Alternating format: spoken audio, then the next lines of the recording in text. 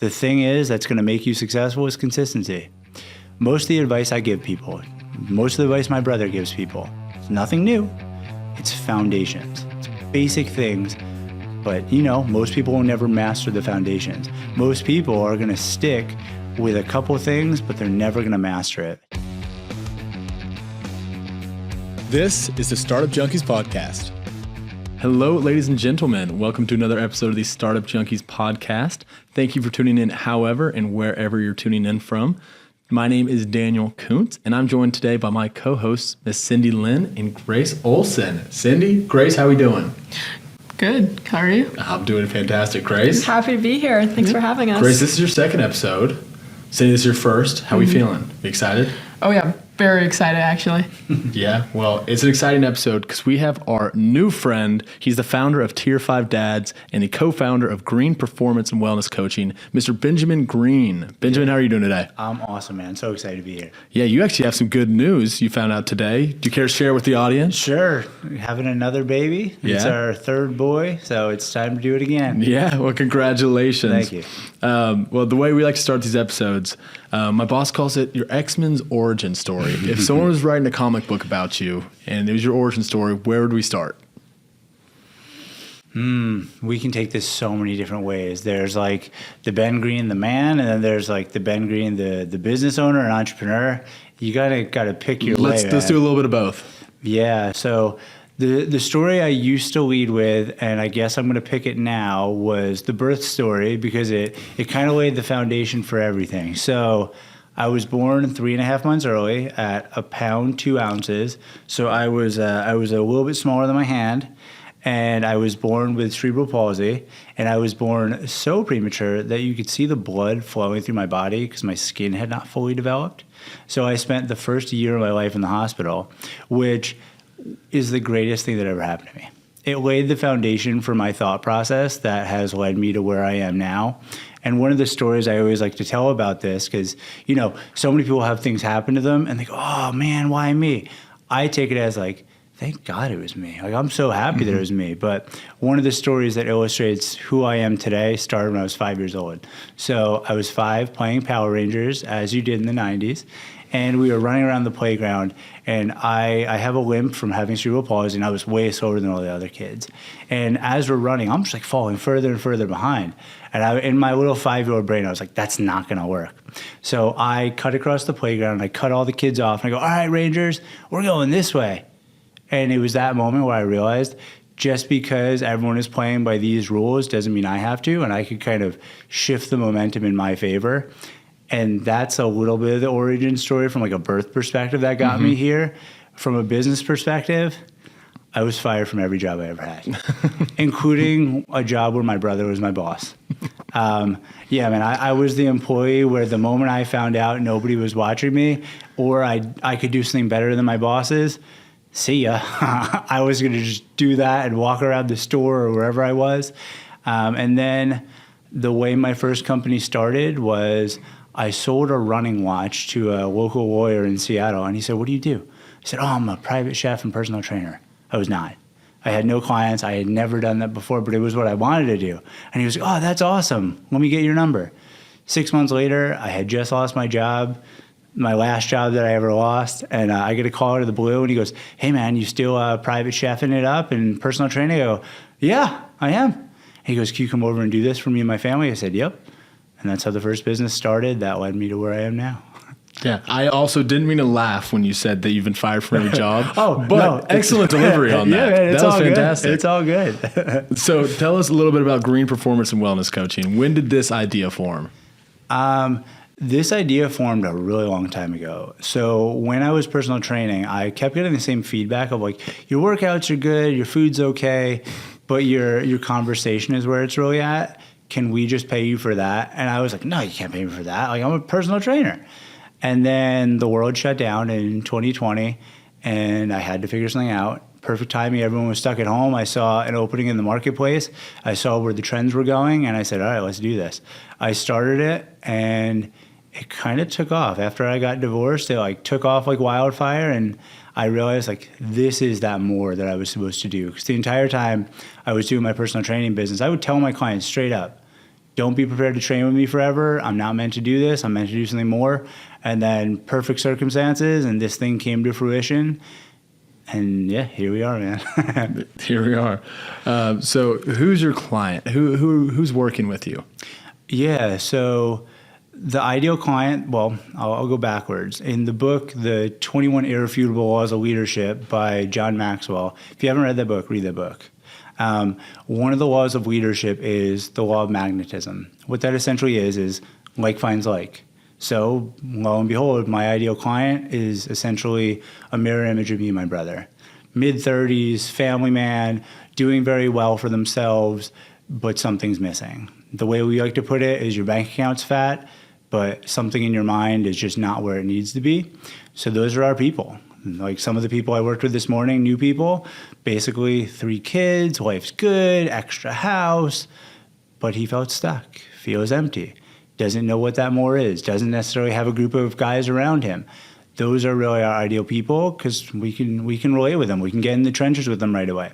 That's not saying we don't work with women. We work with the right women because we kind of need people that aren't going to get hurt when we say, hey, what the hell are you doing? Because we're very straightforward. I believe that being straightforward and straight to the point without fluff is the way to go. So that's really our ideal client. Mid-30s, successful man, family, kids, the whole 9 yards, white picket fence. From the outside, everyone looks at them and goes, man, must be nice. But then you get behind the curtain and that guy's going, oh, it must be nice to be someone else. So that's our people. Mm-hmm. And you haven't always been in Northwest Arkansas, correct? No, I'm never in my life would I thought Northwest Arkansas. This is a state you fly over and never land in. Mm-hmm. Yeah, never would have thought that in my life. Moved out here in May to be with. She wasn't my wife at the time, but to be with my wife and to start anew. So yeah, moved out here in May and I've lived in 5 different states. This is the best place I've ever lived. This place is awesome. Like, good answer. Good answer. You scared us with the flyover state thing. You redeemed yourself there. That's what everyone thinks. But my wife coached me very well. You don't live in Arkansas. You live in Northwest Arkansas. Northwest Arkansas, that's different. Totally different. It's almost a different state. Yeah, she's not wrong. So yeah, no, I'm new to this area. And we kind of met through networking. If you don't know people, just go hard with networking. People are so open to meeting you. They're so open to talking. And I always tell people, when you network, don't lead with credentials, lead with curiosity. Just naturally want to get to know people. And people love talking about themselves. So I've gone on coffee dates with people I didn't know. And then we'll leave the coffee and they'll go, man, I know nothing about you. This is an awesome coffee. Because I just talk about them the whole time. So you work with a lot of leaders, correct? Yeah. What is the most common mindset barrier that you see that's holding leaders back nowadays? Yeah, the crazy thing is, it doesn't matter if you're leading a 9-figure company or you're just leading yourself. It's all the same. It's all the way they're thinking about things is just off. It's the way they're perceiving things is off. It's something bad happens, they don't find the learnings, they just focus on what went wrong. They just focus on the thing that is taking them off course. So it's usually just that. People are so hard on themselves, especially these men and women that we work with that are so used to always achieving, they just beat themselves up. And the other part of it is unmet expectations. We've all been there. You guys are probably a lot younger than me. Cindy, Grace, what are you guys, in your 20s? Yeah. You guys have probably expectations of like, all right, I'm going to go to college. I'm going to leave college, I'm going to get a great job, I'm going to do this. And then the moment that doesn't happen, you probably get a little down on yourself like anybody else. Doesn't matter where you're at in life, that keeps happening. So it's a lot of that. It's, I made the $100 million exit, I thought I was going to be happy, and then they're not. And one of my favorite quotes ever is, you've already done everything you said was going to make you happy, and you're still not happy. That's what we deal with every day. So yeah, hopefully that answers your question. Mm-hmm. It does. So what would you say is part of the key to happiness? Not taking too much away from your coaching, but if you could share something with the audience. Oh, I wish my wife was here right now. She'd tell you. The key to happiness is simpler than you think. It's not necessarily the things you have around you. It's the people you have around you. It's your health. It's being able to just do things without worry. And I was asked a question a while ago when I started making money and my business started growing, which was, what was the point where you felt like you had enough money?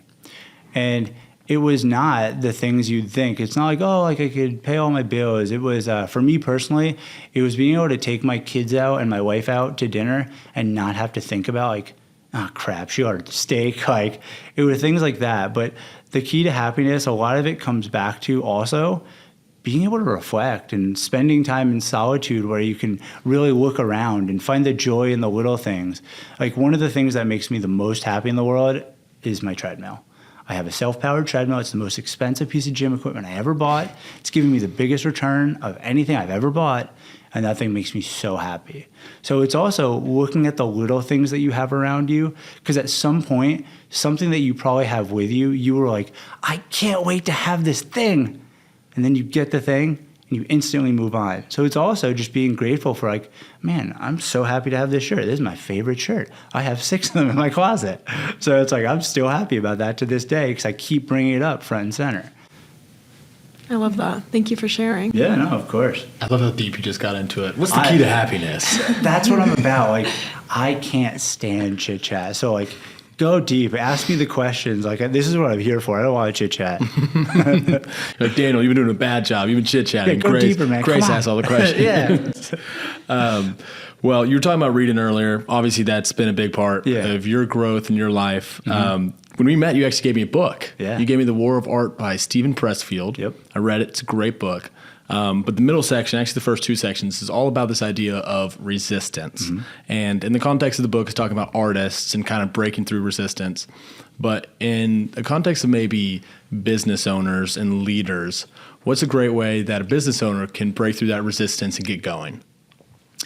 Break through the resistance and get going, as in like they're in the beginning of their journey? They're in the beginning of their journey, at? or maybe they're stuck and they're plateauing in their journey. Yeah. Or it's just, hey, I need to start. Oh, I really have this business idea, but I'm just busy with this and this and this. Yeah, well, if you're at the beginning of your journey, there's something in psychology called the spotlight effect. What that essentially is, it's the belief that everyone around you is paying attention to you.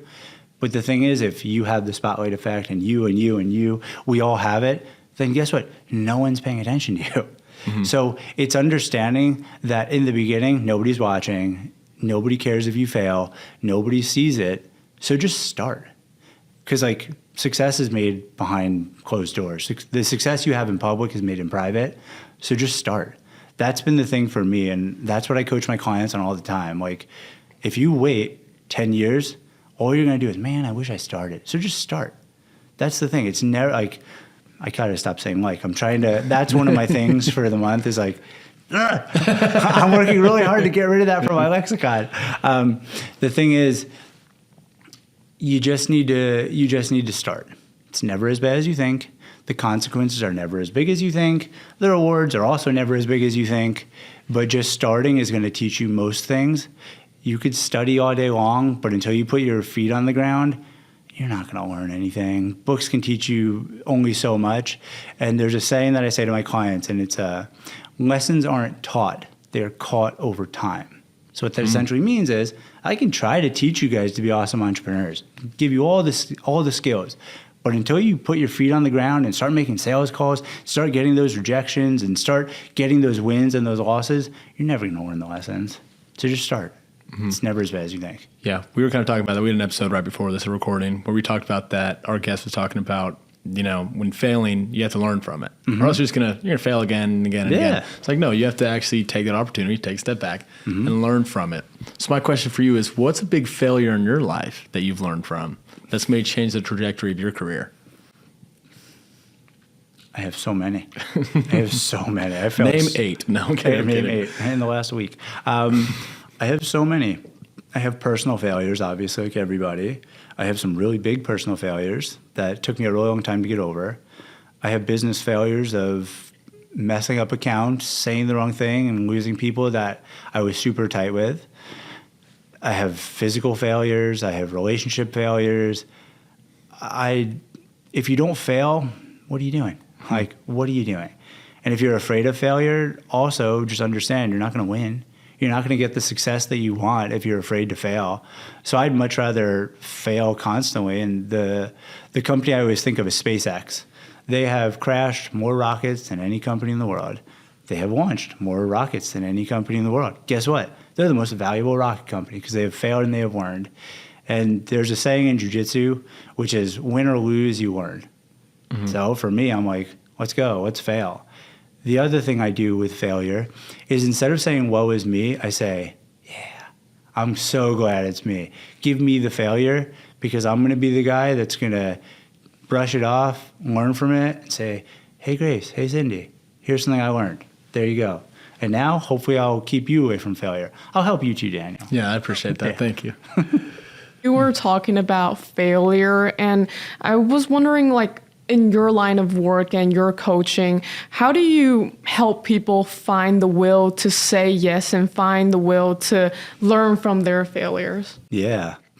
The will to say yes and the will to learn from their failures. So one of the most powerful things about your yeses is the more you say no, that yes becomes more powerful. So for example, Daniel comes to me and goes, hey man, can you help me move this weekend? And instead of being like, let me check my schedule, and they're just like never getting back to him, I would go, no, Daniel, I can't help you move. I don't want to do that. I have something else to do. And it's going to hurt in the moment. It's going to be probably really uncomfortable for the both of us. But the next time Daniel comes to me and says, hey man, do you want to grab some lunch? And I go, yeah, let's do it. He's going to know I'm serious because I wasn't afraid to say no. But most people, they're so afraid to say no that they give excuses, so then their yeses aren't concrete either. So then no one really knows, like, where do I stand with this person? So that's what the first part is like, I did it again. If you're going to say no, don't be afraid. And then to get people through that, a lot of it is repetition because it's just a pattern. You've built a pattern of, do you want to do this? No. Do you want to do that? No. So it's figuring out, well, what's driving you to say no? Is it fear? Is it commitment? Is it time? Is it just the pattern you're in? And then it's just slowly breaking that little by little until you've changed your habit. The Startup Junkies podcast is brought to you in part by Arise. Arise helps Arkansas tech and tech-enabled startups grow with no-cost coaching, capital navigation, and expert connections so founders can scale faster. Learn more at arisearkansas.org. It's a great question and great answer. I've never heard that perspective before. That's really great. Never had me on your podcast. Yeah, I guess so. Well, earlier you were talking about sometimes with your clients, you just need to shoot them straight. Oh, yeah. You need to tell them straight to their face. Have you ever had to tell a client that they're the problem? And how did that go? Yeah. In coaching, it's called bottom lining. You can't bottom line all the time because, can I say asshole? I already said it. Yeah, you already said it. Yeah, because then you're an asshole.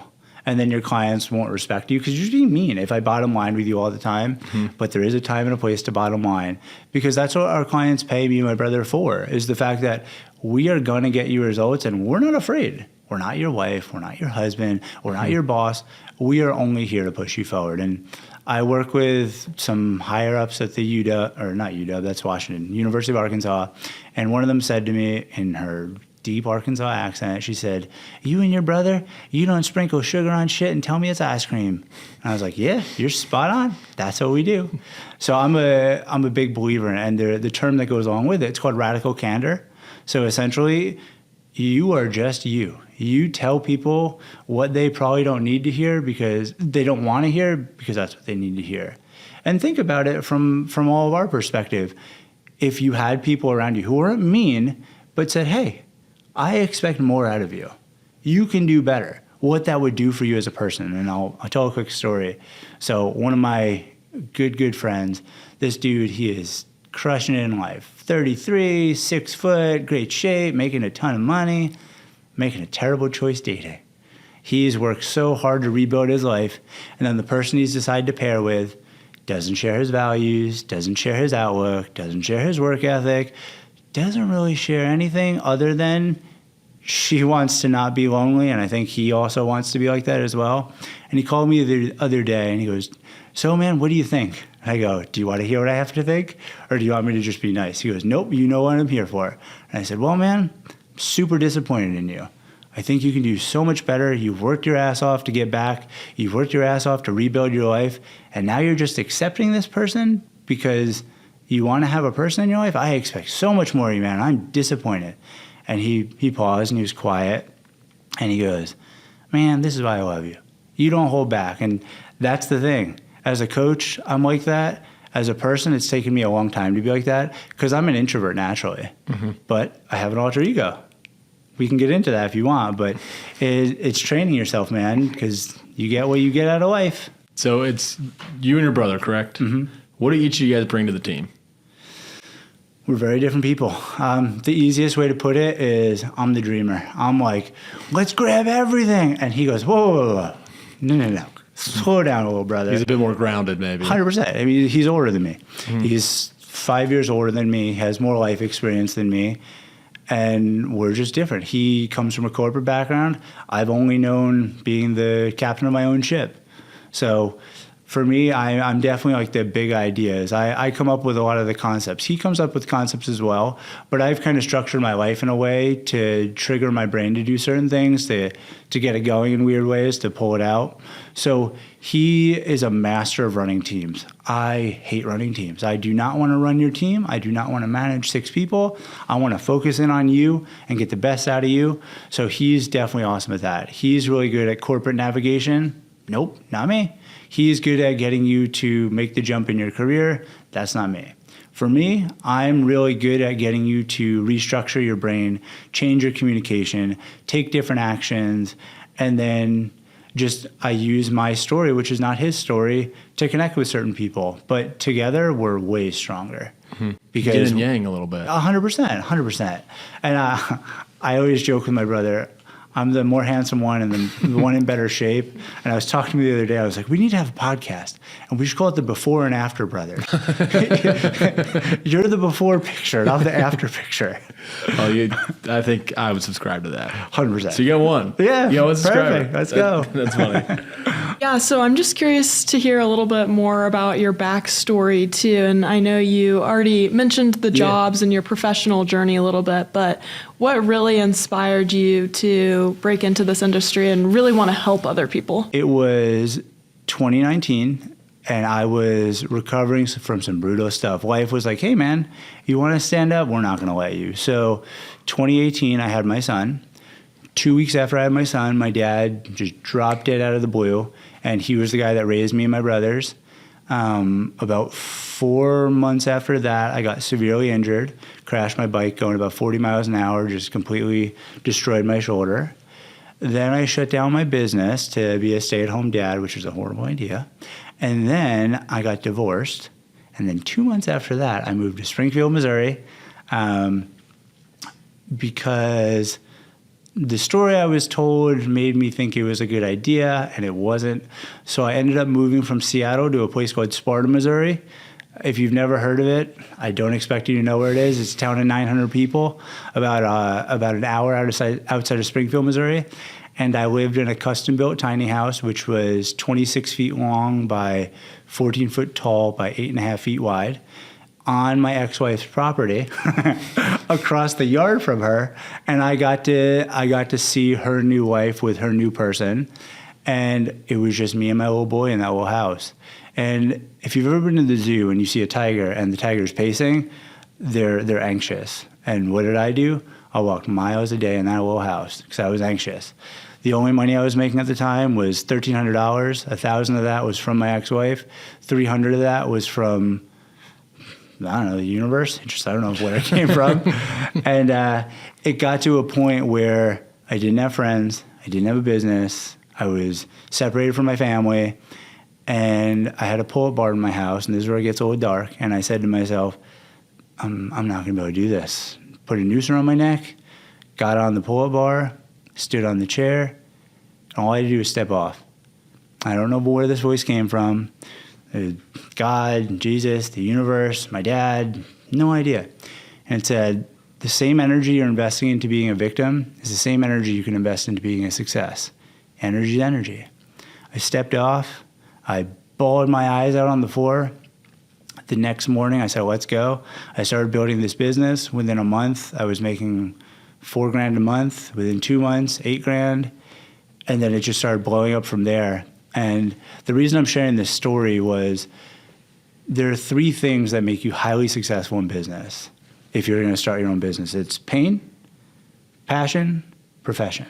If you have one of those, as like your background, you can be super successful. If you have multiple and you could get your shit together, you're going to be really successful. So for me, I had pain, a lot of pain. I had a background in coaching, and I had a passion for helping people.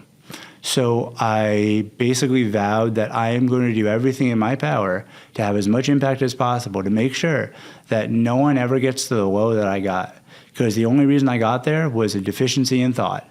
I was viewing everything wrong. I was viewing it at the time as, woe is me, blah, blah, blah, and I wasn't doing anything. So I was stagnant. And you know what loves stagnation?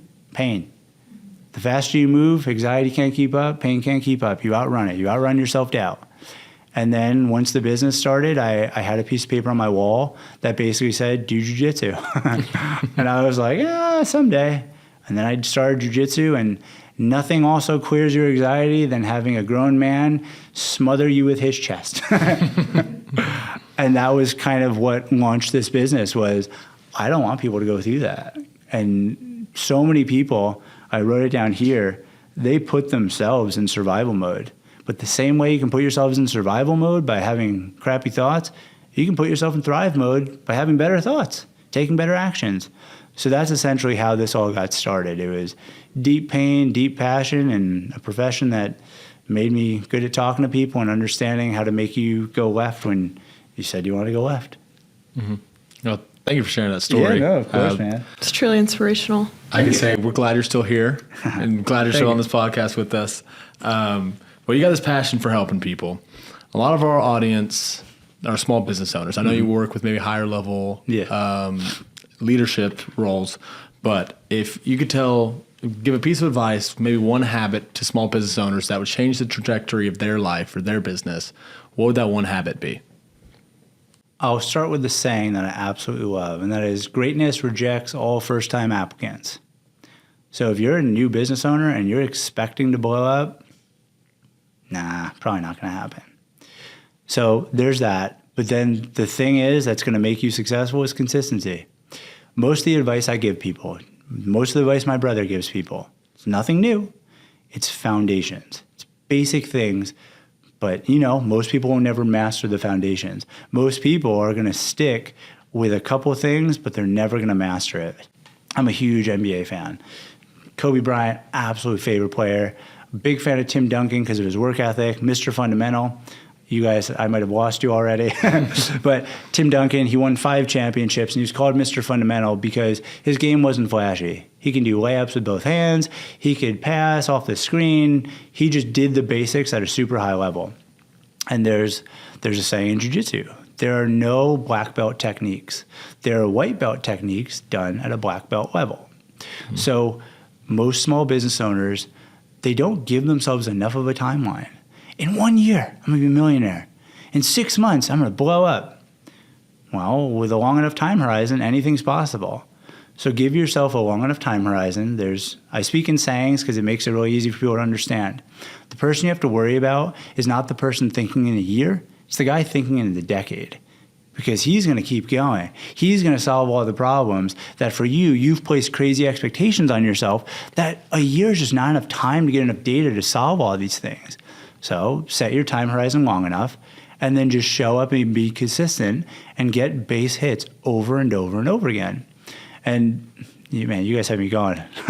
And then there's clarifying questions. I'm just going to add a little bit more to this.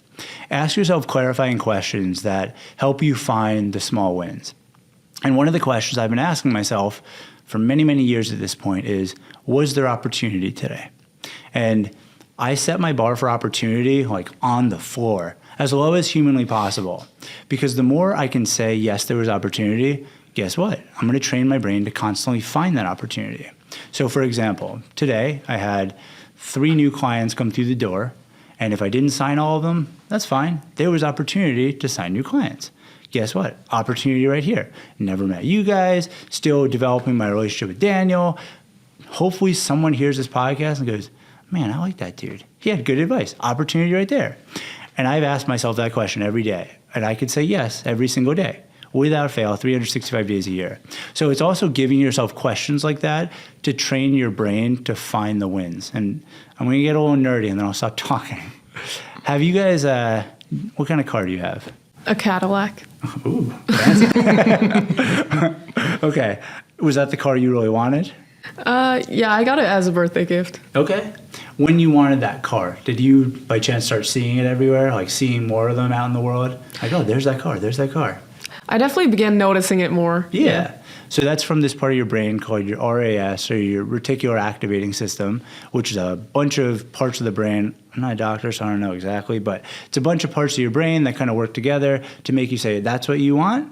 All right, cool. We're going to find that for you. And by asking yourself, what's the opportunity today? Guess what? Same part of your brain, you start training to find that. And most people, they do the opposite. They find ways that they're failing. They find ways that they're struggling, and they reinforce that. And then guess what? Their life sucks because they've trained themselves to find that. So do the opposite. Train yourself to find what you want, and then you get more of what you want. That's great advice. That's really good advice. Be Tim Duncan. I love that. Yeah, the big fundamental, man. Big fundamental.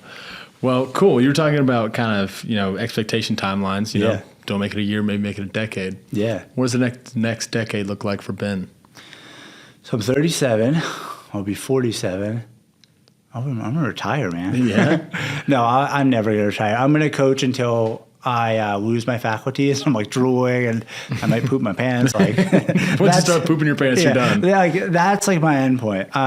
Next 10 years, I have a new baby on the way. One of my goals is I want to help my wife reach all of her goals. She wants to be a personal trainer for moms, and she wants to share that. And I built a personal training business, so I want to build her business out and give her the life that she wants.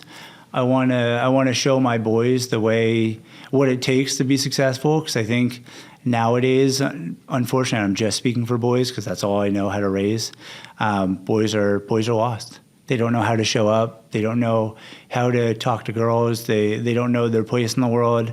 They've been kind of pushed over in the corner, and obviously that's happened to women, but the pendulum has obviously, in my mind, it's swung so far the other way that now girls are doing pretty damn well, and boys are just like, I don't know what to do. I want to set an example for them. They're the next generation, and God knows we don't need any more shitty men. I want to do that. On a materialistic front, I can't help it. I love cars. I want a Porsche 911. I want a Cybertruck. I want to give my family the life they deserve, and I want to become something that I can't imagine right now, because I couldn't imagine being this. Mm-hmm. So let's go to the next level. Yeah. Well, I think we're very excited to see you take it to the next level in the next couple of years. Yeah, man. Well, we've taken a look into the future, but we like to wrap these things up. If you had a time machine, you can go back and give a younger Ben a piece of advice. It could be Ben from 20 years ago or Ben from yesterday. Yeah, whatever. What advice would you give to a younger version of yourself? Well, there would definitely be different stages where I obviously needed different advice. But for me, I am so hard on myself. So hard on myself. I remember when I was doing Ironman triathlons, I finished the race and I started beating myself up like after the fact.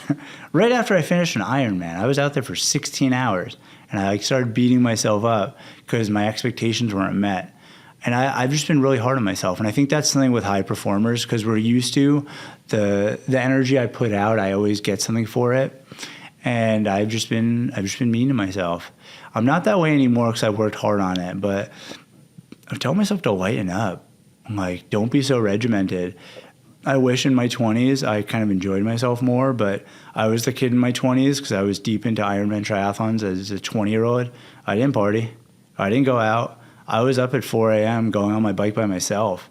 I didn't travel as much in my younger days. Man, I sound old. I was just too hard on myself. And, they always say, like, as you get older, you kind of like soften up because you just understand the world more. Like, the tip I would give you guys is the world is what you make it. You can make it a harsh place. You can make it really bad for yourself. You can think that everyone's out to get you. But I tend to now go the other way. Now that I'm a little older, people are genuinely good. People just want people to understand them. They want people they want to feel seen. They want to feel heard. They want to feel understood. And if people were just a little bit nicer to each other, starting with yourself, man, the world would be a better place. Mm-hmm. So, yeah, I would just tell myself to lighten up. Yeah, that's great advice. Well, if any of our audience wants to learn more about you or more about Greene Performance and Wellness Coaching, where can they go? Yeah, greenewellness.com, and that's GREENE wellness.com. I'm on social media as Greene Wellness, or my name, benjamin.k.greene.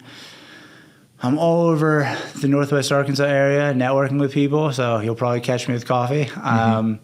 Yeah, that's really it. You can find me on social media under my name or my company. Yeah, there you go. Sweet. We'll make sure to tag them at the bottom Awesome. in the show notes. We encourage our listeners to check out Greene Wellness. It's greenewellness.com, you said? Yeah, greenewellness.com. greenewellness.com. We also encourage listeners to follow the Startup Junkies podcast on YouTube, Spotify, and Apple. Ben, thanks so much for coming in. Yeah, thank you. If you enjoyed this episode, make sure to share with a friend. Subscribe and review because it matters to us and we want to hear from you. If you're interested in learning how to work with us, check out the information below. See you next week.